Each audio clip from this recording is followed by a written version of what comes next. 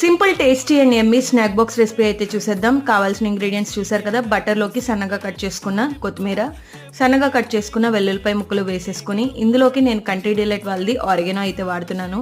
Flavour అయితే చాలా బాగుంది, మీరు కూడా ట్రై చేయండి.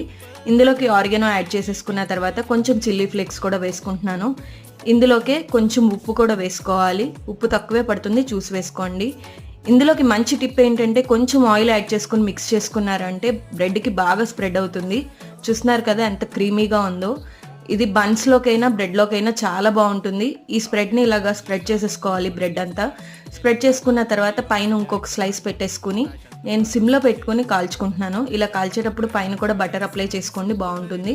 ఇలా బ్యాక్ సైడ్ కూడా కొంచెం బటర్ అప్లై చేసేసుకోండి.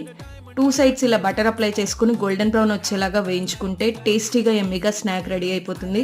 పిల్లలకి స్నాక్ బాక్స్లోకైనా పెట్టచ్చు. ఈ వీడియో నచ్చితే లైక్ చేయండి, షేర్ చేయండి, కామెంట్ చేయండి.